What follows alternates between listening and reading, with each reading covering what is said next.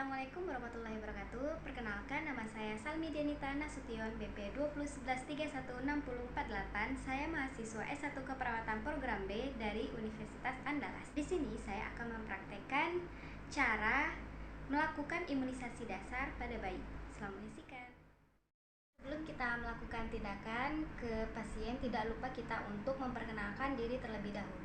Dan tidak lupa kita juga menjelaskan imunisasi apa yang akan kita lakukan hari ini kepada ibunya. Kemudian kita tanyakan berapa usia pasien tersebut. Kemudian kita jelaskan di mana letak dilakukan imunisasinya. Pada imunisasi yang akan saya lakukan yaitu BCG, yaitu pada lengan atas bayi di sebelah kanan. Jelaskan kepada ibu supaya bayinya nyaman dengan sekitarnya. Sebaiknya bayinya digendong kepada ibunya saja. Kemudian kita tanyakan kembali kepada ibu apakah ibunya sudah paham dengan yang sudah kita jelaskan sebelumnya. Jika sudah, barulah kita menyiapkan alat untuk melakukan imunisasinya. Sebelum kita melakukan tindakan, tidak lupa kita untuk mencuci tangan terlebih dahulu.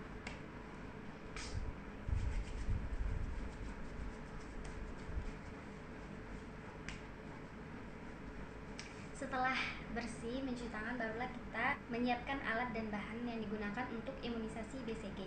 Alat dan bahan yang digunakan untuk imunisasi BCG yaitu yang pertama, tentu saja ada serbuk BCG atau obatnya imunisasi BCG.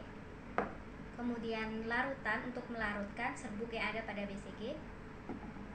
Kemudian spet 3 cc untuk mengambil larutan yang akan dimasukkan ke serbuk BCG. Kemudian spet 1 cc ini digunakan untuk mengambil larutan yang telah dicampurkan ke serbuk BCG, kemudian disuntikan kepada anak, yaitu di lengan kanan atas anak. Kemudian rasa kering.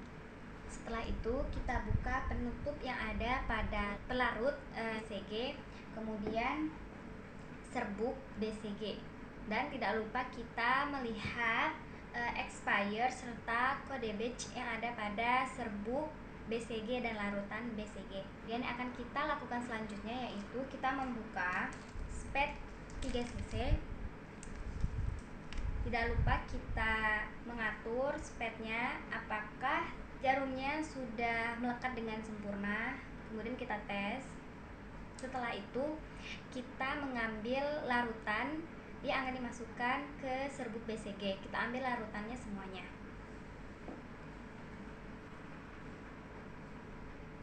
Setelah kita ambil semua larutannya, tidak lupa kita menutupnya dengan selopangan agar menghindari pada kecelakaan kerja.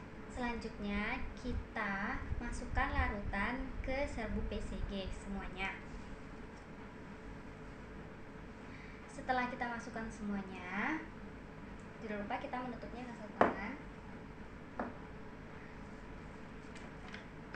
Kemudian kita kocok-kocok larutan BCG-nya supaya tercampur ke seluruh serbuk yang ada di BCG-nya. Kemudian kita ambil menggunakan spet 1 cc. Namun kita buka nalnya, kita gantikan ke yang ada pada spet 3 cc.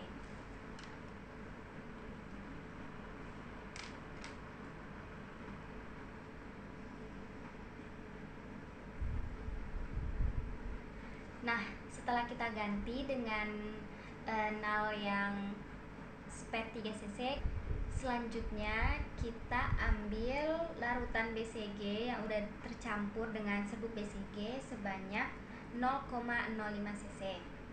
Nah, setelah kita mengambil sebanyak 0,05 cc, kemudian kita mengganti needle ukuran 24 dengan needle ukuran 25 yang ada pada spet 1 cc tadi. Barulah kita siap untuk menyuntikkan ke si anak. Setelah kita selesai menyiapkan alat yang akan digunakan untuk imunisasi BCG, Selanjutnya kita mempersiapkan si bayi. Kita beritahukan kepada ibu bagaimana cara untuk posisi yang nyaman atau yang baik untuk si bayi. Kemudian kita arahkan si ibu untuk membuka lengan baju si bayi, karena kita akan menyuntikkan di lengan kanan atas bayi. Nah, setelah itu kita ambil kapas kering, kemudian kita lap di lengan atas si bayi secara melingkar dari dalam keluar. Setelah itu ambil spet yang telah diberi vaksin BCG tadi, kemudian kita buka dengan satu tangan. Kemudian kita lihat mana letak jarumnya, lubangnya menghadap ke atas. Kita akan suntikkan secara intradermal. Setelah kita masukkan obatnya yang sudah sebanyak 0,05 cc, setelah itu kita cabut perlahan. Kita usap dengan kasa kering yang sudah kita siapkan. Kemudian kita tutup dengan satu tangan. Kemudian kita jelaskan kepada ibu atau mengedukasi ibu untuk tidak menggosok-gosok sudah kita suntik sebelumnya. Jika keluar darah cukup ditotol-totol saja. Kemudian kita jelaskan kepada ibu bahwa imunisasi yang kita lakukan telah selesai. Kemudian kita jelaskan keberhasilan dilakukannya BCG ini pada kulitnya akan tampak seperti keputihan. Nah, kemudian kita jelaskan kepada ibu tidak lupa untuk menutup lengannya tadi dengan pakaian bayi. Kita jelaskan kepada ibu bahwa setelah dilakukan penyuntikan selama 1-2 bulan akan timbul kemerahan ataupun bisul. Nah, bisul tersebut kemudian akan pecah. Setelah kita melakukan penjelasan tadi, kita tanyakan kepada si ibu apakah ada yang ingin ditanyakan. Jika tidak, kita bisa menyudahi pertemuan dengan si ibu. Hal yang pertama kita lakukan ketika bertemu dengan ibu pasien yaitu kita mengucapkan salam terapeutik, kemudian kita perkenalkan diri. Setelah itu kita menjelaskan kita akan melakukan imunisasi apa, kemudian kita tanyakan kepada ibu apakah sebelumnya sudah pernah melakukan imunisasi atau belum, kemudian tanyakan berapa usia si anak. Kemudian kita jelaskan imunisasi apa yang akan kita lakukan. Setelah kita tanyakan apakah sebelumnya sudah pernah diimunisasi atau belum, berapa usia anaknya, kemudian kita menjelaskan lokasi dilakukannya penyuntikan yaitu di paha kanan si bayi. Kemudian kita jelaskan kepada si ibu bagaimana cara memposisikan bayinya yaitu dengan membaringkan si bayi. Setelah itu kita mempersiapkan alat digunakan untuk melakukan imunisasi hepatitis. Alat yang perlu kita siapkan yaitu vaksin hepatitis B. Biasanya vaksin itu sudah berada di dalam spetnya itu sendiri. Kemudian tidak lupa kita untuk selalu memperhatikan kode batch serta kadaluarsa pada obat. Setelah kita selesai menyambungkan nal dengan spet, kemudian kita tidak lupa untuk mengecek apakah ada udara atau tidak. Kemudian kita rekatkan nalnya sudah sesuai atau tidak. Kemudian setelah selesai lakukan pengecekan, barulah kita bisa untuk menyuntikkan kepada si anak. Setelah kita selesai menyiapkan alat, kemudian kita beritahukan kepada ibu untuk menyiapkan si bayi ke posisi yang nyaman. Setelah lakukan itu, barulah kita buka pakaian bayi yaitu pada bawah itu di paha bayi. Kemudian kita cari lokasinya yaitu pada sepertiga atas paha bayi, terserah boleh kanan boleh kiri. Kemudian kita buka alkohol swab.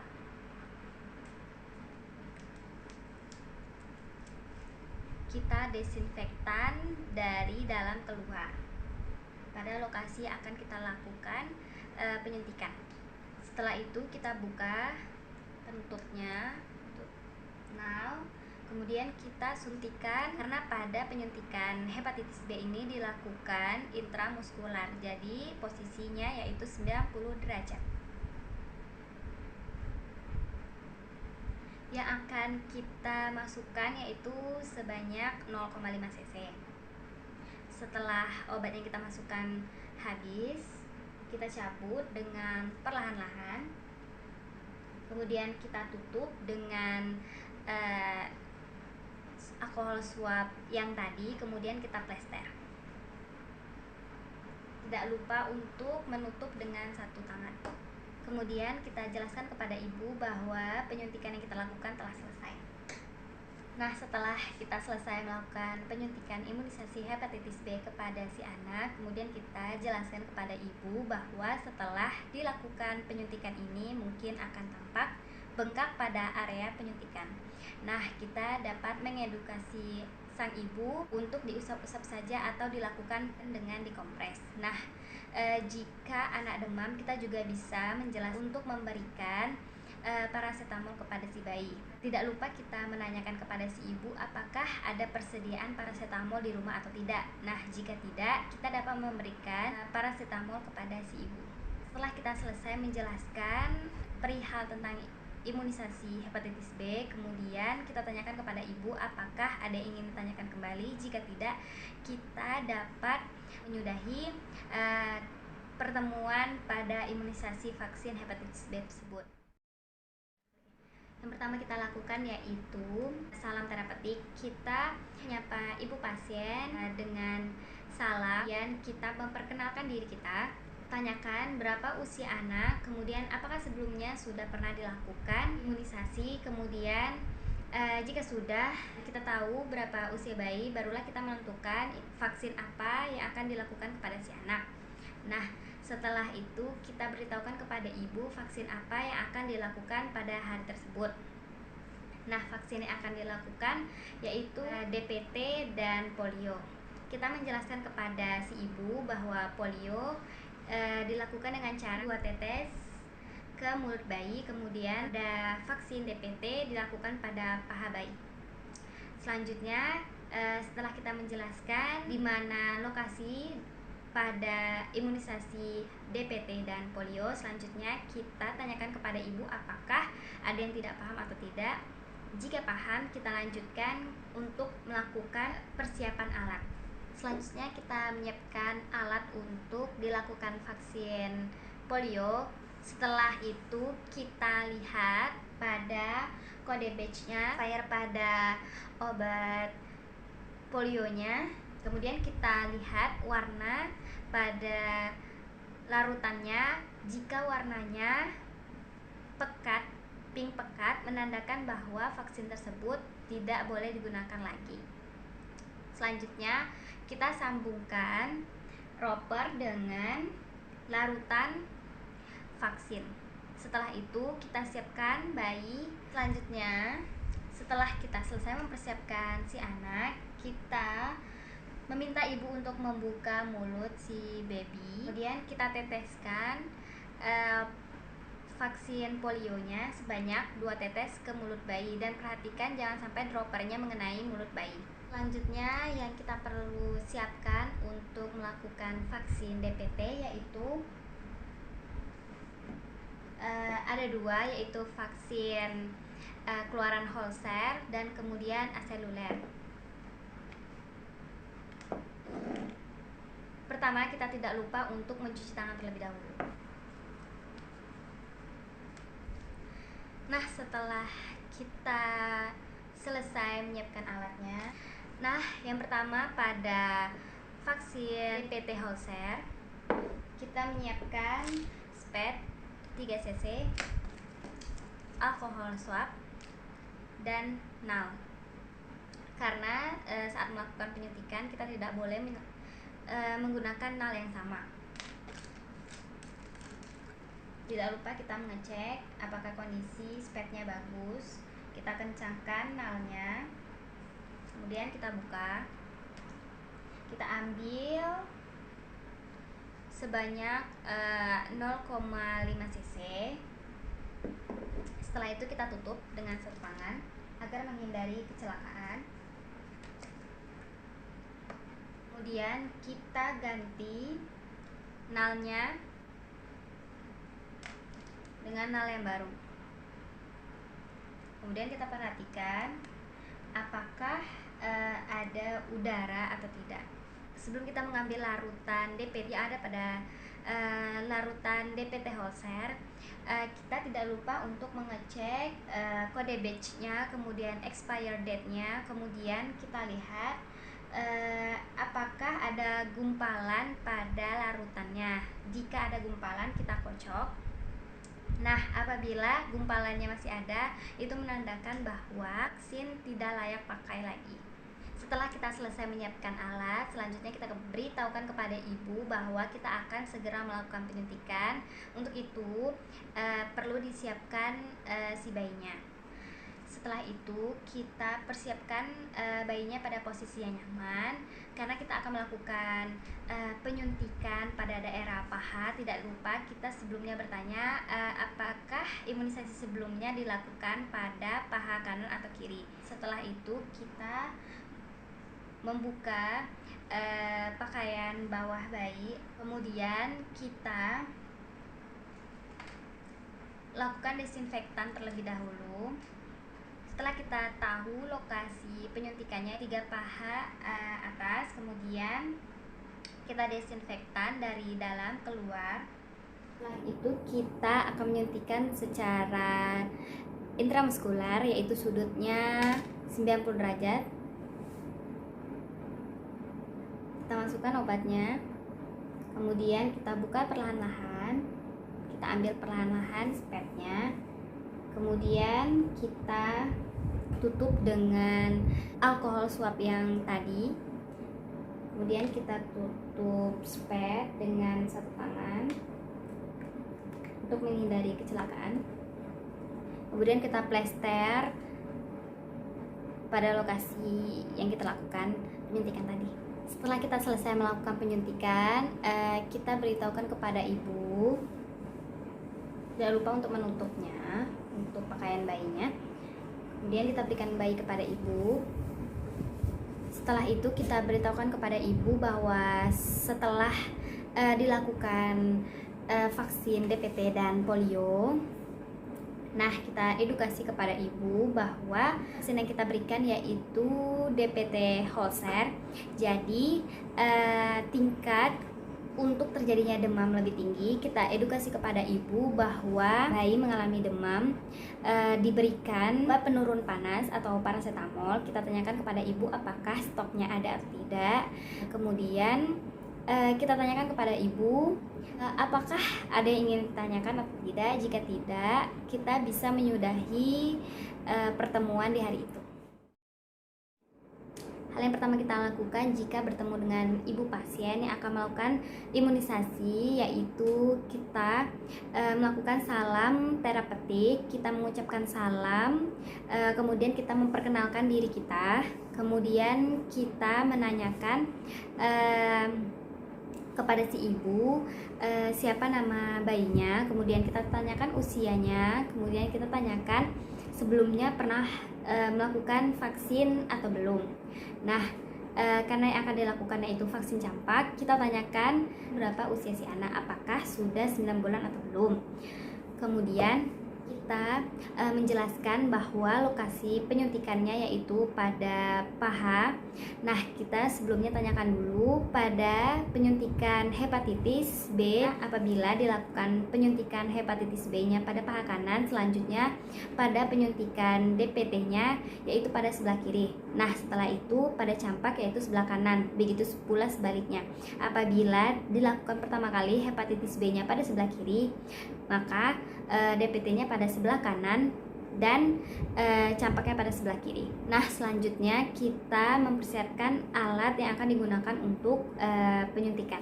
Alat dan bahan yang kita gunakan yaitu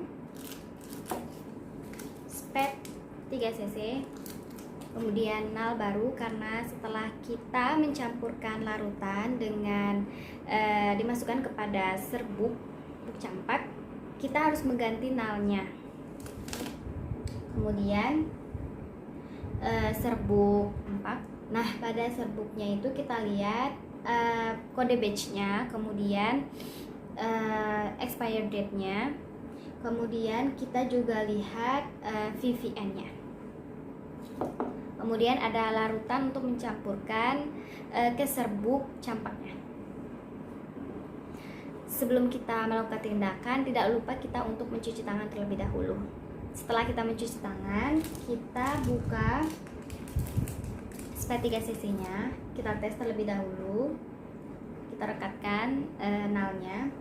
Kemudian kita ambil larutannya semuanya. Kemudian kita campurkan ke serbuk campak. Kemudian setelah kita masukkan, kita kocok-kocok. Kemudian kita ambil sebanyak 0,5 cc. Setelah kita ambil sebanyak 0,5 cc, kita ganti nalnya dengan nal baru. Kemudian kita persiapkan pasien. Kemudian setelah kita mempersiapkan pasien, kita cari lokasi penyuntikan. Setelah dapat lokasi penyuntikannya, kita desinfektan dari daerah dalam keluar. Kemudian kita suntikan dengan lubang jarumnya menghadap ke atas. Lakukan penyuntikan pada sekutan, yaitu posisi 45 derajat.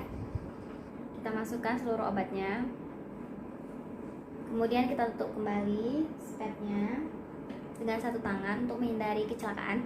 Kemudian pada lokasi penyuntikan paha anak tadi, kita tutup dengan alkohol swab yang sebelumnya. Kemudian kita plester. Setelah itu kita tutup si bayi dan berikan kepada ibunya. Nah, setelah kita selesai melakukan penyuntikan, kita melakukan edukasi kepada si ibu. Kita beritahukan bahwa sekitar 2 hari atau 3 hari ke depan akan terjadi demam. Nah, pada demam itu kita anjurkan kepada ibu untuk memberikan paracetamol. Sebelumnya tidak lupa kita tanyakan terlebih dahulu apakah ada persediaan paracetamol di rumah atau tidak. Jika tidak, kita dapat memberikan kepada ibu paracetamolnya. Kemudian kita beritahukan kepada ibu untuk menunggu sekitar setengah jam di luar untuk melihat apakah ada reaksi alergi pada anak. Jika ada, minta ibu untuk masuk kembali ke ruangan. Namun jika tidak ada, ibu dapat kembali ke rumahnya. Itu saja yang dapat saya sampaikan. Lebih dan kurangnya mohon dimaafkan. Terima kasih. Assalamualaikum warahmatullahi wabarakatuh.